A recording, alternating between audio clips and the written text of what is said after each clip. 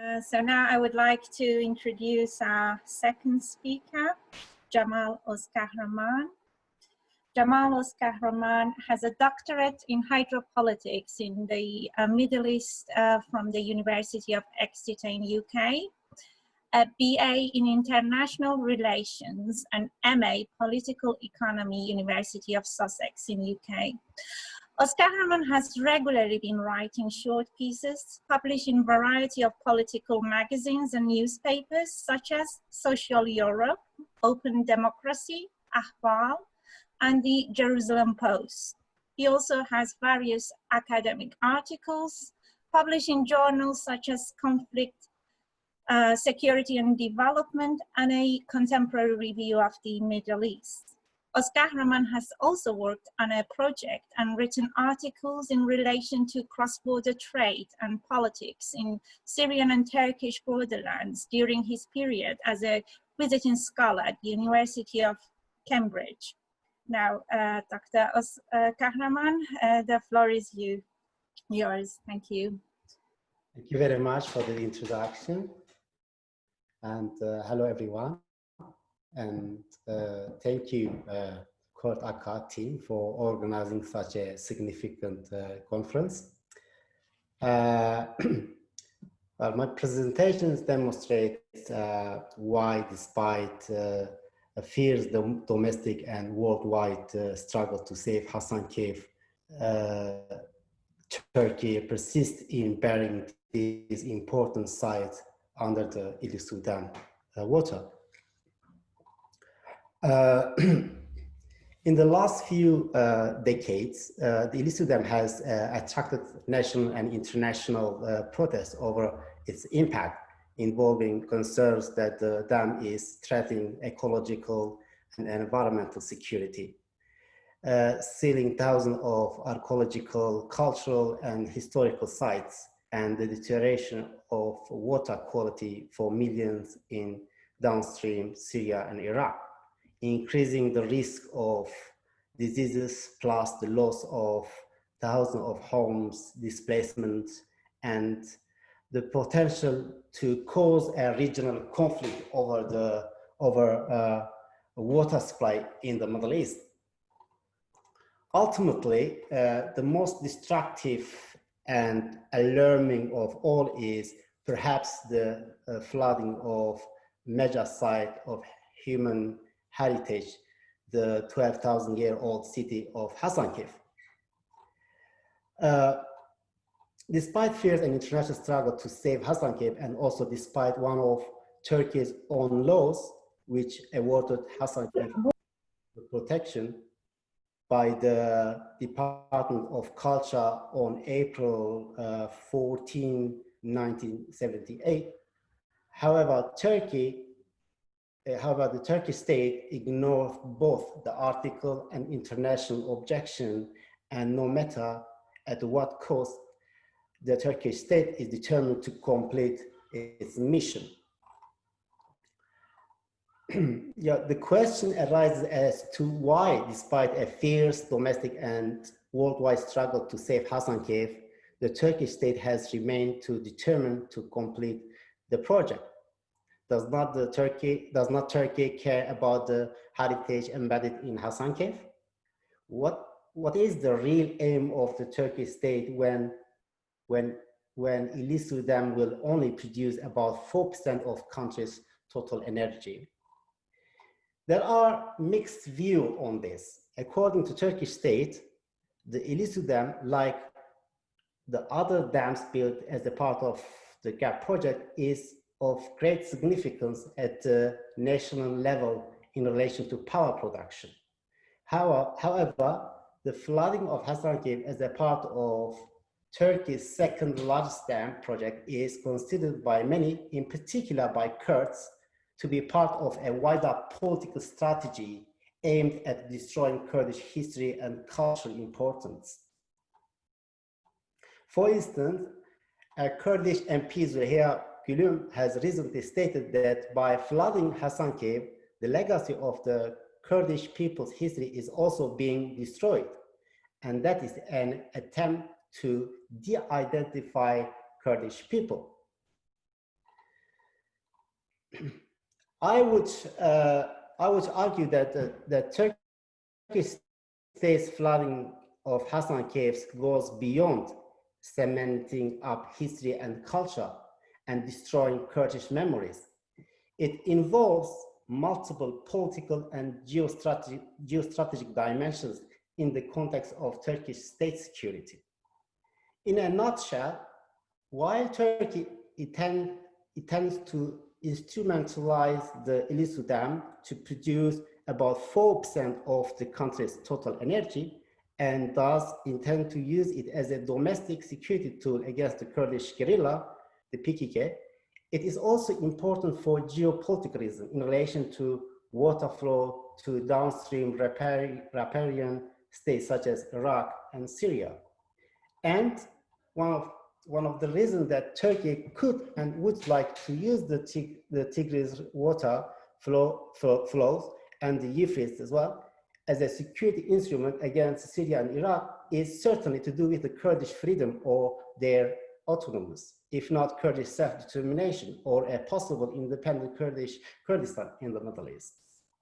To understand this, firstly, I would like to briefly provide an overall historical background of Turkish state security concerns and how the Ilisu Dam has become its prime security instrument, resulting not only in the drawing of Hasankeyf, but also destructively impacting on environmental security of the region. Sorry. When the Turkish state, when the Turk built a new state in 1920s, the Turkish Republic, in order to secure their republic, instead of creating a Middle Eastern state and using the Arabic script as the Ottoman did, the creators and original policymakers of modern Turkey adopted Westernization. And there were reasons for that, obviously. For instance, Turkey has not forgotten the 1920s Treaty of Severs of the World War I, in which Kurds were promised their own nation state, and thereby Turkey sees the Kurds in the region as a major threat to its unity.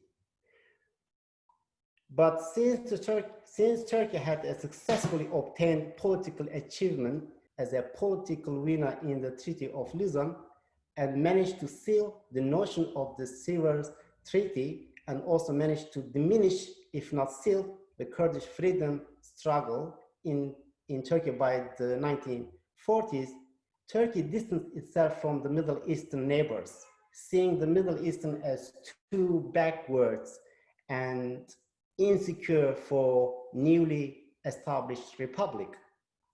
In particular, during the Cold War, Turkey positioned itself firmly with the West and acted in the region as if it was a Western country.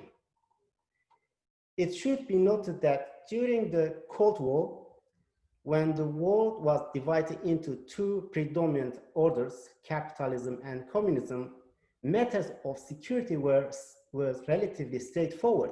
That was by military considerations, which was okay for the Turkish state since it diminished Kurdish struggle through military power.